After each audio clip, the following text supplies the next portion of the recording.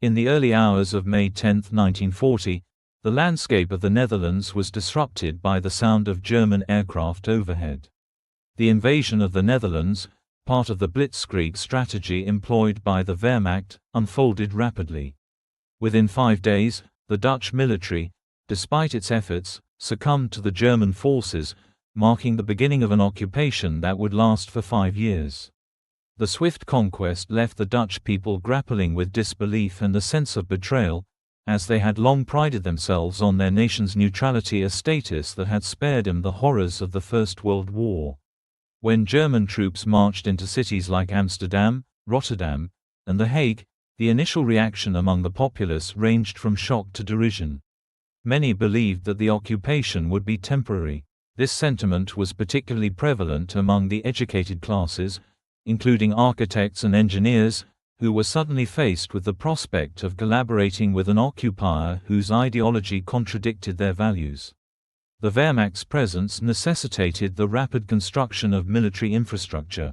The Germans required fortifications, supply depots, and communication networks to solidify their control over the Netherlands and support their broader war efforts. Consequently, Dutch architects and engineers were conscripted into service, their expertise commandeered for the occupiers' purposes. This collaboration was fraught with tension. Many of these professionals harbored resentment towards the Nazis, a sentiment that simmered beneath the surface of their daily work. The harsh realities of occupation soon became apparent. The German authorities imposed strict regulations, curfews, and censorship, stifling the freedoms that the Dutch had long cherished. The systematic persecution of Jews and political dissenters began almost immediately, casting a long shadow over the nation. For architects and engineers, these developments served as a stark reminder of the regime they were now serving. The moral quandary they faced grew more acute with each passing day, as they grappled with the implications of their work, which contributed to the machinery of oppression they despised. Yet, amid this oppressive atmosphere, the seeds of resistance began to take root. Among the architects and engineers, a determination emerged to subvert the occupiers' efforts. They recognized the potential of their positions, the access they had to sensitive information, and the skills they possessed. It was a dangerous path, fraught with risk, but one that offered a glimmer of hope. As they went about their daily tasks, they began to conceive a plan to turn their expertise against the very regime that employed them. This nascent resistance was not without its challenges. The architects and engineers had to navigate a complex web of loyalties and suspicions. They were acutely aware of the Gestapo's presence, the ever-watchful eyes of the German secret police. Any misstep could lead to arrest, imprisonment, or worse. Yet, the architects' resolve was bolstered by a growing network of like-minded individuals, both within their ranks and among the broader Dutch resistance. Together, they began to lay the groundwork for a covert operation that would harness their skills for the cause of liberation. As 1940 drew to a close, the architects found themselves at a crossroads. The occupation showed no signs of abating, and the realities of collaboration weighed heavily on their consciences. Yet, amid the uncertainty, a sense of purpose began to crystallize. They were no longer mere pawns in the occupiers' game. They were architects of resistance, poised to play a pivotal role in the struggle for their nation's freedom. The landscape of the Netherlands, once a canvas for their designs, had transformed into a battleground for their ideals. The year 1941 marked a significant turning point for the Dutch architects and engineers working under German occupation. The initial shock of the invasion had given way to a grim acceptance of the new reality, but with it came a deepening resolve to resist. The architects found themselves increasingly conflicted as they witnessed the brutalities of the occupation firsthand. The systematic persecution of Jews, the suppression of free speech, and the harsh reprisals against dissenters painted a stark picture of the regime they were reluctantly serving. By the time the architects continued their work on German military projects, their moral dilemma grew more pronounced. Each blueprint they drafted, each structure they designed, was a contribution to the occupiers' war machine. Yet, Within this conundrum lay an opportunity. The architects began to see their positions not as a burden but as a potential weapon against the Nazis. They possessed a unique vantage point, with access to critical information about German fortifications and supply lines. It was a dangerous game, but one they were increasingly willing to play. The architects' resolve to resist took shape in the form of a covert network. This was not an easy task. It required careful planning and absolute discretion. Trust was paramount, as the risk of betrayal was ever present. The architects began to identify trusted colleagues and allies within the Dutch resistance, including those opposed to the Dutch National Socialist Party. Together, they formed a clandestine group dedicated to gathering and disseminating intelligence on German military operations. The logistics of resistance were complex. The architects had to establish secure communication channels, often relying on coded messages and clandestine meetings in hidden locations. They utilized their knowledge of the urban landscape to navigate the city streets, avoiding checkpoints and patrols. The architects' skills became their greatest asset. They began to copy blueprints and maps, meticulously documenting the locations of key German installations. This information was shared discreetly, using coded messages and secret meetings to avoid detection. The architects' network grew, as they connected with other resistance groups and established channels for passing information to the Allies. It was a delicate balance, maintaining the facade of loyalty to the occupiers while actively working against them. The architects' efforts were not without risk. The Gestapo was a constant threat, with agents patrolling the streets and monitoring for any signs of resistance. The architects had to be vigilant, ensuring that their activities remained hidden from prying eyes. They adopted a variety of tactics to avoid suspicion, from altering their routines to using false identities. Despite the dangers, their commitment to the cause only strengthened, driven by a shared belief in the eventual liberation of their homeland. As 1941 progressed, the architects' network began to yield tangible results. They successfully identified several critical targets, including Gestapo offices and supply depots. This intelligence was passed on to the underground press and Allied intelligence, providing valuable insights into the occupiers' operations. The architects' work was a testament to their ingenuity and courage, a silent rebellion against the forces that sought to subjugate their nation. The architects' dilemma was far from resolved, but their actions had set in motion a chain of events that would reverberate throughout the resistance movement. They had transformed their roles from reluctant collaborators to active participants in the struggle for freedom. The path they had chosen was fraught with danger, but it was one they walked with determination and hope. The streets of Amsterdam, once a backdrop for their designs, had become a theater of resistance, where every blueprint carried the weight of their aspirations for a liberated future. By 1942, the stakes for the Dutch architects engaged in resistance activities had reached a critical juncture. The clandestine network they had painstakingly built was now a vital component of the broader resistance effort, providing crucial intelligence to the Allies and Dutch underground. However, with their growing success came an increased risk of exposure. The Gestapo, ever vigilant, intensified its efforts to root out collaborators and saboteurs, casting a long shadow over the architects' operations. The architects were acutely aware of the dangers they faced. The Gestapo's presence was pervasive, with agents infiltrating communities and monitoring for any signs of dissent. The architects had to navigate this treacherous landscape with utmost caution. They adopted a range of strategies to avoid detection, from altering their routines to using coded language in their communications. Each day was a delicate balance between their professional obligations and their covert activities. Their work continued to yield valuable intelligence. They meticulously documented the locations and layouts of key German installations, including Gestapo offices, supply depots, and communication hubs.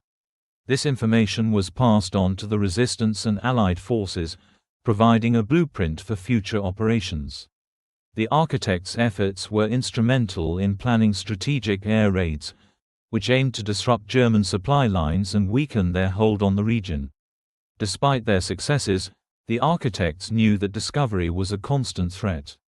The Gestapo's crackdown on suspected collaborators was relentless, with arrests and interrogations becoming increasingly common. The architects had to remain vigilant, constantly reassessing their security measures and adapting to the changing circumstances. They were acutely aware that any misstep could lead to dire consequences, not only for themselves but for their entire network. The tension of living under constant threat took its toll on the architects. The psychological strain of maintaining a dual existence, of outwardly serving the occupiers while secretly working against them, was immense.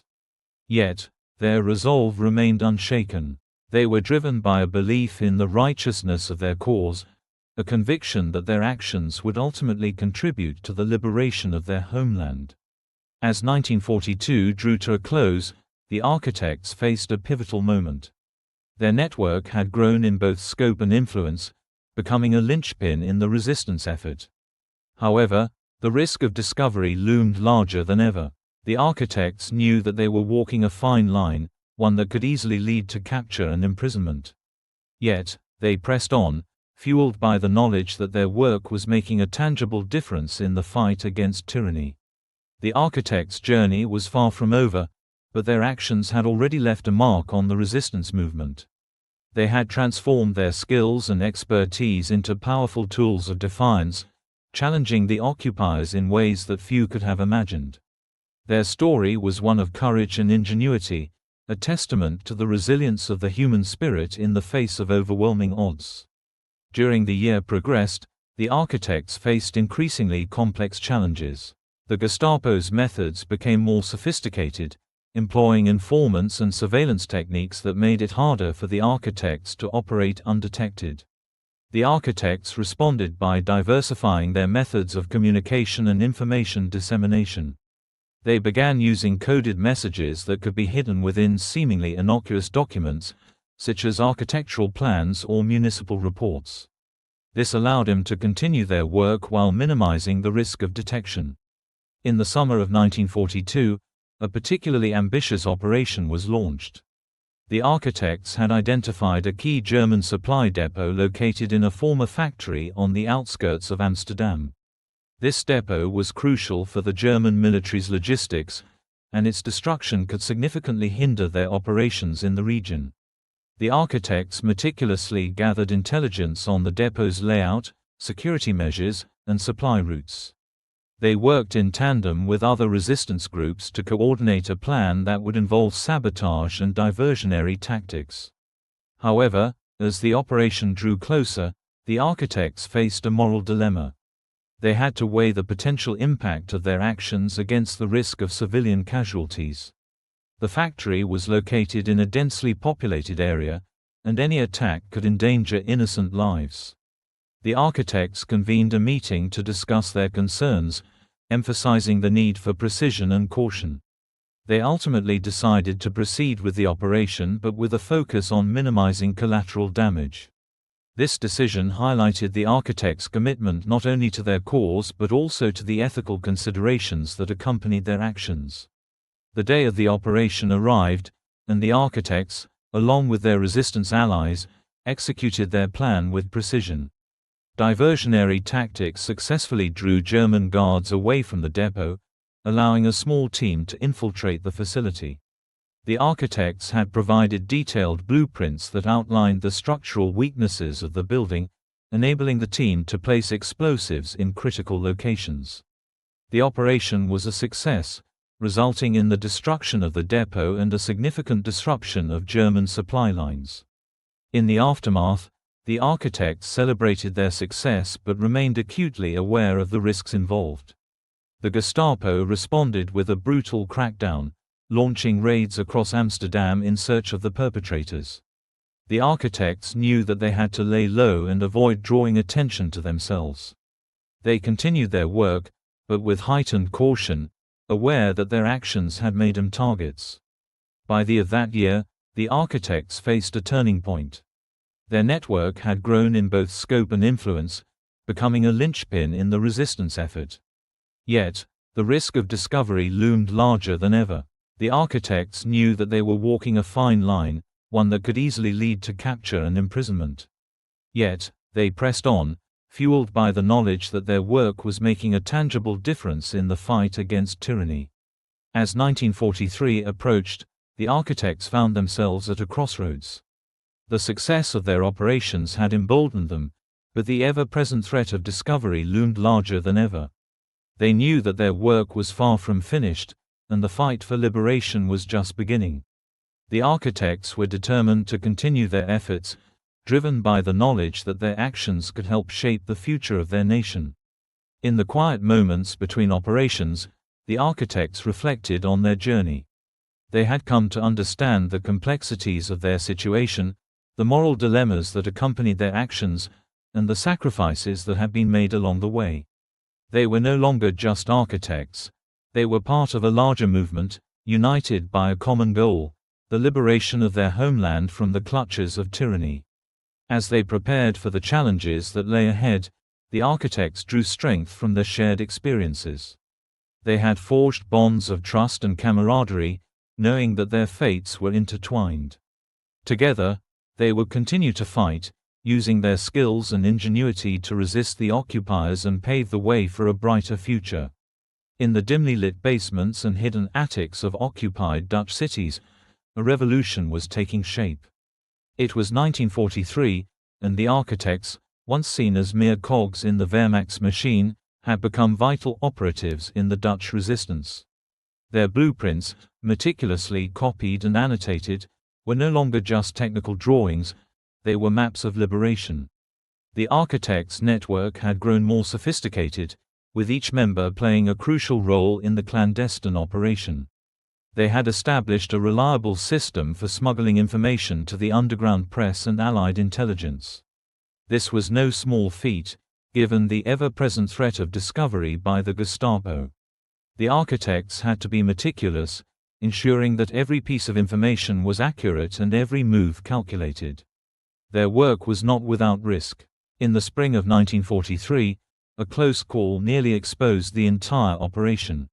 A young architect, Peter van der Meer, was caught with a set of blueprints in his possession. Quick thinking and a fabricated story about a misfiled document saved him from immediate arrest, but the incident served as a stark reminder of the perilous path they walked. Despite the dangers, the architects pressed on, driven by a sense of duty to their country and a desire to see the occupiers expelled. They knew that their work could tip the scales in favor of the Allies, who were planning a series of strategic air raids across Europe. The architects' intelligence was crucial in identifying targets that would cripple German operations and aid the resistance. By mid-1943, the architects had compiled a comprehensive dossier of German military sites, including ammunition depots, communication hubs, and Gestapo offices. Each blueprint was painstakingly detailed, providing precise coordinates and structural weaknesses. This information was smuggled out of the country through a network of couriers, eventually reaching the hands of Allied commanders. The effect of the architects' work soon became evident. In August 1943, a series of coordinated air raids targeted key German installations in the Netherlands. The raids were effective, thanks in large part to the intelligence provided by the architects. German supply lines were disrupted, and the morale of the occupying forces was shaken. The success of these operations had a ripple effect, boosting the confidence of the Dutch resistance and inspiring new recruits to join the cause. Stories of the architects' bravery and ingenuity spread through the underground networks, becoming a beacon of hope for those living under occupation. Yet, the architects remained in the shadows, their identities known only to a select few. They understood that their anonymity was their greatest protection, and they continued to work tirelessly, knowing that their efforts were making a tangible difference in the fight against tyranny. As 1943 drew to a close, the architects reflected on their journey. They had transformed from reluctant collaborators into key figures in the resistance, their blueprints serving as a blueprint for liberation. The revelation of their efforts marked a turning point in the war, proving that even in the darkest of times, the power of human ingenuity could light the way to freedom. The architects' success did not come without a cost. The Gestapo's response to the air raids was swift and brutal. They intensified their efforts to root out resistance members, leading to a wave of arrests and executions. The architects knew that they were now more than ever at risk of discovery, and the threat of betrayal loomed large over their operations. In the face of these challenges, the architects took steps to bolster their security. They implemented stricter protocols for communication and information sharing, ensuring that only trusted members had access to sensitive intelligence. They also began to diversify their methods of gathering information, reaching out to other resistance groups and local informants who could provide valuable insights into German operations. The architects' resilience was tested further when they learned of a planned German counteroffensive aimed at quelling the growing resistance movement. The architects understood that they had to act quickly to disrupt these plans. They organized a series of sabotage operations targeting key transportation routes and supply lines, aiming to hinder the movement of German troops and resources. During the architects coordinated these efforts, they found themselves increasingly reliant on the support of the broader Dutch population. Many citizens, inspired by the architects' bravery, began to take up arms against the occupiers. The architects recognized that their work had sparked a fire of resistance that could not be extinguished, and they were determined to fan the flames of rebellion. In the summer of 1943, the architects launched one of their most ambitious operations yet. They had identified a critical rail junction that served as a major supply route for German forces. The architects devised a plan to sabotage the tracks, causing a significant disruption to German logistics. They worked tirelessly to gather intelligence, ensuring that their operation would be executed with precision. On the night of the operation, the architects and their allies moved stealthily through the shadows, their hearts pounding with adrenaline. They reached the rail junction and set to work, carefully placing explosives at key points along the tracks. As they completed their task, they felt a surge of hope. This act of defiance would send a powerful message to the occupiers and inspire others to join the fight. At first light, the architects watched from a distance as the first train approached the junction. The explosion echoed through the air, a declaration of resistance. The train derailed, and chaos ensued as German soldiers scrambled to respond. The architects felt a mix of exhilaration and fear, knowing that their actions would have consequences. In the aftermath of the sabotage, the Gestapo launched a massive manhunt for those responsible. The architects knew that their identities were at risk, and they took every precaution to protect themselves and their network. They moved their operations underground, relying on trusted contacts to relay information and coordinate future efforts. Despite the dangers, the architects remained resolute. They understood that their work was far from over, and the fight for liberation was just beginning. The architects were determined to continue their efforts, driven by the knowledge that their actions could help shape the future of their nation. By the end of that year, the architects reflected on their journey. They had transformed from reluctant collaborators into key figures in the resistance, their blueprints serving as a blueprint for liberation. The revelation of their efforts marked a turning point in the war, proving that even in the darkest of times, the power of human ingenuity could light the way to freedom. The architects' legacy was not just one of resistance, but of transformation. They had evolved from reluctant collaborators into pivotal figures in the fight against tyranny. Their story was one of ingenuity, a testament to the power of individuals to effect change even in the darkest of times. As 1944 unfolded, the architects' clandestine operations reached a critical juncture, marked by a series of air raids that would alter the course of the war in the Netherlands. The architects, who had once been reluctant collaborators, had transformed into key players in the resistance, their intelligence proving invaluable to the Allied forces. However, with each success came the specter of consequences, both for the architects and for the broader resistance movement. The air raids, meticulously planned based on the architects' blueprints and intelligence, began in early 1944. The first target was a major German supply depot located on the outskirts of Amsterdam. The architects had identified this site as a crucial node in the German logistics network, and the Allies were eager to strike a blow that would disrupt the flow of resources to the occupying forces. As the bombers roared overhead, the architects watched from a safe distance, their hearts pounding with a mix of hope and dread. They knew that the success of the operation could shift the balance of power in their favor, but they were also aware of the potential for civilian casualties. The aftermath of the raids was both exhilarating and sobering. The destruction of the supply depot was a significant victory, but it came at a cost. Reports flooded in of civilian casualties, and the architects grappled with the moral implications of their actions. They had aimed to weaken the enemy, yet the unintended consequences of their intelligence weighed heavily on their consciences. The architects convened in secret meetings, discussing the ethical dilemmas they faced. Were they justified in sacrificing a few for the many? Was the disruption of the German war machine worth the lives lost in the process? These questions haunted them, forcing them to confront the complexities of their choices.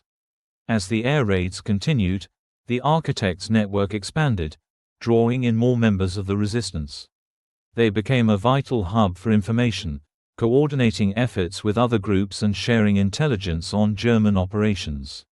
Yet, the Gestapo was not blind to the rising tide of resistance. In response to the successful air raids, the occupiers intensified their efforts to root out dissent. The architects found themselves in an increasingly precarious position, their identities at risk as the Gestapo ramped up surveillance and arrests. In March 1944, the architects faced a devastating blow when Jan de Vries, a key member of their network, was captured during a raid on a suspected resistance safe house. Jan had been instrumental in deciphering German codes and identifying weak points in their defenses. His arrest sent shockwaves through the architects' ranks, and they feared that he might reveal their secrets under duress. The architects convened in secret, grappling with the implications of Jan's capture. They knew that the Gestapo would stop at nothing to extract information, and the risk of exposure loomed large. The architects faced a moral dilemma. Should they continue their operations, knowing that their actions could lead to further arrests and reprisals? Or should they scale back their activities to protect their network? After much deliberation, they resolved to press on, honoring Jan's sacrifice by redoubling their efforts. They understood that their contributions were vital to the resistance and the Allied cause, and they could not allow fear to dictate their actions. As the year progressed, the architects' intelligence continued to yield results. The air raids became more frequent and targeted, disrupting German operations across the Netherlands. The architects' blueprints provided the Allies with critical information about ammunition depots, communication hubs, and Gestapo offices. Each successful operation bolstered the morale of the resistance and inspired new recruits to join the cause. The architects had become symbols of defiance, their blueprints a testament to the power of resistance. However, the consequences of their actions were not without a heavy toll. The Gestapo's reprisals were swift and brutal. In the wake of the air raids, mass arrests and executions became a grim reality. The architects were acutely aware of the human cost of their actions, and the weight of the decisions weighed heavily on their consciences. They understood that their fight was not just against the occupiers, but also against the moral complexities of war. The architects held clandestine meetings to discuss their next steps, grappling with the ethical implications of their intelligence work. They debated whether the ends justified the means and whether their actions were truly serving the greater good. By the end of that year, the architects found themselves at a crossroads. The liberation of the Netherlands seemed within reach, yet the path to freedom was fraught with danger. They had become symbols of defiance, their blueprints a testament to the power of resistance. But they also knew that their legacy would be defined not just by their successes, but by the sacrifices made along the way. The architect's journey was one of courage and moral complexity, a reminder that in the fight against tyranny, the lines between right and wrong often blur. They had transformed their skills and expertise into powerful tools of defiance, challenging the occupiers in ways that few could have imagined. The liberation of the Netherlands in May 1945 marked a profound transformation for the architects who had played a pivotal role in the resistance. As the Allied forces swept through the country, the architects emerged from the shadows, their identities revealed and their contributions celebrated. Yet, the aftermath of the war brought with it a complex mix of emotions, as the architects grappled with the weight of their experiences and the moral dilemmas they had faced. In the immediate aftermath of liberation, the architects were hailed as heroes. Crowds gathered in the streets to celebrate their bravery, and memorials were erected in their honor. The architects found themselves thrust into the spotlight, their stories of resistance and defiance becoming a source of inspiration for a nation that had endured years of oppression. Yet, despite the accolades, the architects remained humble, viewing themselves not as heroes, but as ordinary citizens who had done what was necessary in extraordinary times. As they reflected on their journey, the architects were acutely aware of the complexities of their actions. They had walked a fine line between collaboration and resistance, balancing their professional obligations with their commitment to the Dutch cause. They had made difficult choices, knowing that their actions could have dire consequences for themselves and their loved ones. The architects convened in secret meetings, discussing the moral implications of their work. They acknowledged the sacrifices made by their comrades, many of whom had paid the ultimate price for their defiance. The memory of Jan de Vries weighed heavily on their hearts, a reminder of the risks they had taken and the lives that had been lost in the struggle for freedom. In the years following the war, the architects dedicated themselves to rebuilding their country. They understood that true liberation was not just about defeating an enemy, but about healing the wounds of war and building a society based on justice and equality. They used their skills to design and construct new buildings, schools, and public spaces, contributing to the physical and emotional reconstruction of the Netherlands. The architects became leaders in their communities, advocating for peace and reconciliation in the aftermath of conflict. As they engaged in the rebuilding process, the architects also sought to address the moral complexities of their wartime actions. They participated in public discussions and forums, sharing their experiences and the lessons learned from their time in the resistance. They emphasized the importance of remembering the past, acknowledging the sacrifices made by countless individuals, and fostering a culture of empathy and understanding. The architects understood that their legacy would not only be defined by their contributions to the resistance but also by their commitment to creating a more just and equitable society. As the architects reflected on their journey, they were filled with a sense of fulfillment. They had played a crucial role in the liberation of their country, and their story would continue to inspire future generations. Their legacy was a reminder that even in the darkest of times, the power of human ingenuity and moral courage can light the way to freedom. The architects' experiences became a part of the national narrative, woven into the fabric of Dutch history. Their story served as a testament to the resilience of the human spirit and the capacity for individuals to effect change, even in the face of overwhelming odds. In the years that followed, the architects continued to engage with the broader community, sharing their insights and advocating for peace. They understood that the lessons learned from their experiences were not just relevant to their own country but resonated globally. They became active participants in international dialogues about war, peace, and the moral complexities of resistance.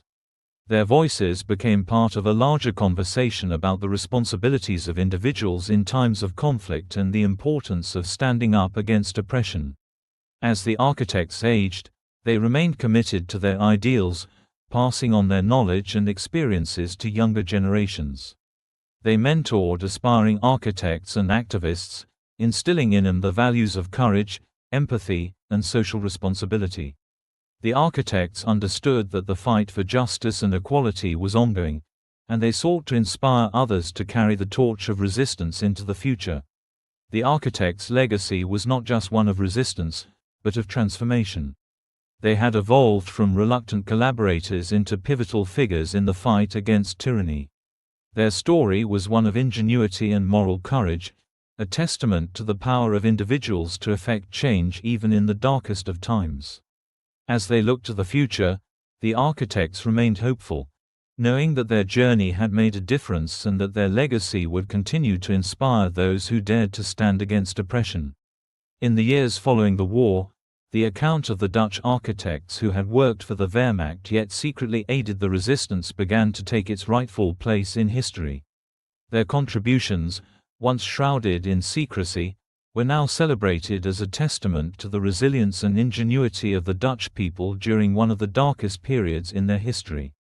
Memorials and plaques were erected in cities across the Netherlands, honoring the architects and their network of resistance fighters. These tributes served as a reminder of the sacrifices made by ordinary citizens who had chosen to stand against tyranny. Historical accounts and documentaries began to chronicle the architects' journey, shedding light on the covert operations and the impact of their intelligence on the Allied war effort. Scholars and historians delved into the archives, piecing together the story of how a group of architects had used their skills to subvert the very regime they were forced to serve. The architects themselves were reluctant heroes, their humility a testament to their character. They understood that their actions had been part of a larger movement, one that had relied on the bravery and sacrifice of countless individuals. They were quick to acknowledge the contributions of their comrades, many of whom had paid the ultimate price for their defiance. As the years passed, the architects' legacy continued to inspire. Their story became a symbol of the power of resistance, a reminder that even in the face of overwhelming odds, individuals can make a difference. Their actions emphasized the importance of standing up for what is right, even when the cost is high. The architects' legacy also served as a cautionary tale about the complexities of war and the moral dilemmas faced by those living under occupation. Their story highlighted the fine line between collaboration and resistance, and the difficult choices that must be made in the pursuit of freedom. In the post-war years, the architects dedicated themselves to rebuilding their country, using their skills to create a new future for the Netherlands. They understood that true liberation was not just about defeating an enemy, but about healing the wounds of war and building a society based on justice and equality. Their commitment to social justice extended beyond their professional work. Many became involved in community initiatives aimed at addressing the needs of those affected by the war, including displaced persons and marginalized communities. As the architects reflected on their journey, they were filled with a sense of fulfillment. They had played a crucial role in the liberation of their country, and their story would continue to inspire future generations. Their legacy was a reminder that even in the darkest of times, the power of human ingenuity and moral courage can light the way to freedom. In the decades that followed, the architects' contributions were recognized in various forms. In 1965, on the 20th anniversary of the liberation, a national exhibition was held to honor the resistance movement, featuring the architects' blueprints and documents that detailed their covert operations. The exhibition drew thousands of visitors, sparking renewed interest in the stories of those who had fought against oppression. The architects were invited to participate in panel discussions and public forums, where they shared their experiences and engaged with the public about the importance of civic engagement and resistance. Their insights resonated with a new generation, inspiring young activists to take a stand against injustice in their own communities. As the world entered a new era of conflict and social upheaval, the architects' story served as a beacon of hope. Their legacy was invoked during protests and movements advocating for civil rights, environmental justice, and social equity. Activists drew parallels between their struggles and the architects' fight against tyranny, emphasizing the need for collective action and moral courage in the face of adversity. In 1980, a documentary titled Blueprints of Resistance was released, chronicling the architects' journey and their impact on the resistance movement. The film featured interviews with surviving members of the network, as well as historians and scholars who analyzed the significance of their actions. The documentary received critical acclaim and was screened at film festivals around the world, further solidifying the architect's place in history. As the 21st century approached, the architect's legacy continued to evolve. Their story became a focal point for discussions about the role of professionals in society and the ethical responsibilities that come with power and expertise. The architects' experiences were cited in academic literature, and their actions were studied as a case study in moral decision-making under duress. In 2005, on the 60th anniversary of World War II, a National Day of Remembrance was established in the Netherlands to honor all those who had resisted the Nazi occupation. The architects were recognized as key figures in this commemoration, and their contributions were celebrated alongside those of other resistance fighters. The event served as a powerful reminder of the importance of remembering the past and honoring the sacrifices made for freedom. As the architects aged, they remained active in their communities, continuing to advocate for social justice and civic engagement. They understood that Norway's fight for freedom and equality was ongoing, and they were committed to passing on their knowledge and experiences to the next generation. They mentored young architects and activists, encouraging them to use their skills for the greater good and to stand up against injustice wherever it may arise. In their twilight years, the architects reflected on their legacy with a sense of pride and humility. They had navigated the complexities of war and occupation, transforming their skills into tools of resistance. Their story was one of courage, resilience, and the enduring power of the human spirit. They had shown that even in the darkest of times, individuals could rise to the occasion and make a difference. As they looked to the future, the architects remained hopeful. They knew that their story would continue to inspire future generations to stand against oppression and fight for what is right. Their legacy was a reminder that the struggle for freedom and justice is a collective endeavor, one that requires the courage and commitment of individuals willing to take a stand. The architects' journey was not just about their own experiences, but about the broader human experience of resilience in the face of adversity. Their story would live on, a testament to the power of resistance and the enduring quest for freedom.